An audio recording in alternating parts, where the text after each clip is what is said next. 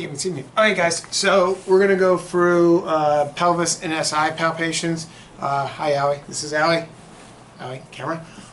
So we're going to move quickly through the bony landmarks into the muscles. Now remember, the biggest thing about any sort of palpation is once you learn the bone and then you can memorize origin and insertion, the actual palpation of the muscle is fairly easy. So focus on making sure you can get the landmarks and then the rest of it will come to you. So for the first one, anterior superior iliac spine, we're going to find the belt line, just inferior to the belt line or even on the belt line. Anterior superior should be very prominent. Right? While we're here, we can do Sartorius. So I'll have her do a hacky sack motion with her leg, and I can feel Sartorius muscle. Slightly inferior, slightly medial, and deeper is anterior inferior. It should be uncomfortable. From here, we can have them do a straight leg raise, and that should be rectus femoris. Okay, so anterior superior, anterior inferior. When we're on anterior superior, we can actually walk our fingers up and over, and we can get into iliac crest. Okay, so the iliac crest is the semicircle, runs right here from anterior superior right into the posterior side. Iliac fossa, didn't really do it much in class, but just basically taking your fingers and kind of rolling them over the iliac crest inside. Actually see if we can get inside the iliac fossa where iliacus originates. Pubic crest we talked about in class being a self-palpation. So we have the patient do hands, slide down, and they can palpate. Again, we have no reason in this class to palpate it, but I can ask you to instruct the patient on a self-palpation of their pubic crest. From here, we're going to flip her prone. We're going to do ischial tuberosity. Again, make sure you have good communication with your patient. Allie already knows what's coming, so we just find the gluteal fold, come up and underneath. That will be ischial tuberosity, straight leg raise.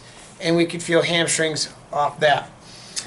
Again, coming back to the belt line, once we're on the belt line, we can kind of drop down and in, right in the middle, and we can feel posterior superior iliac spine. Understanding that in between the two of them lies the sacrum. All right, so if your posterior superior iliac spine are very close together, that means your sacrum's only that wide. If they're very wide apart, that means your sacrum's that wide. That doesn't make any sense. Your sacrum's about 3 to 4 inches wide. So use that when you're palpating posterior superior. So there's posterior superior, sacrum sits right in between them. And then from here, I can walk, again, right off my iliac crest and walk it all the way over to anterior superior. So we can kind of connect both the anterior to the posterior through the pelvis. Sciatic nerve is going to be running right through the middle of the butt. So as long as you can visualize the middle of the butt, we can visualize sciatic nerve coming off the spinal cord and coming down to the knee. Now in terms of muscles, real easy. What we're going to do is we're going to have her go supine again. And we're going to use anterior superior as our landmark. On the anterior surface is Sartorius. So Sartorius starts here, comes down in an S shape, and inserts here in pes serene, anterior medial tibia. So in ASIS, anterior superior, sorry, oh God. Ugh.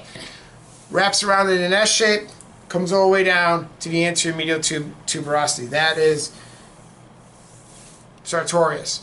For piriformis, well actually, I went off sheet, it's okay.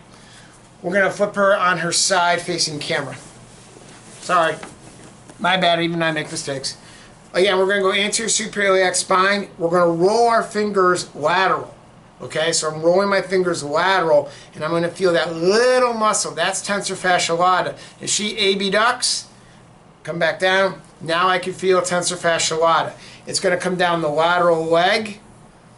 We can feel that top band of tissue. So if I go perpendicular and you strum perpendicular, you can feel that top band of tissue.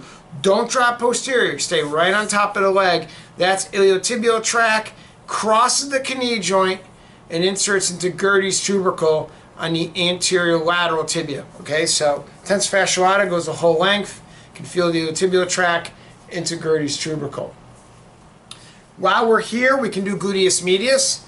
So we can horseshoe her iliac crest, gluteus medius right here, and right here on the side of her hip.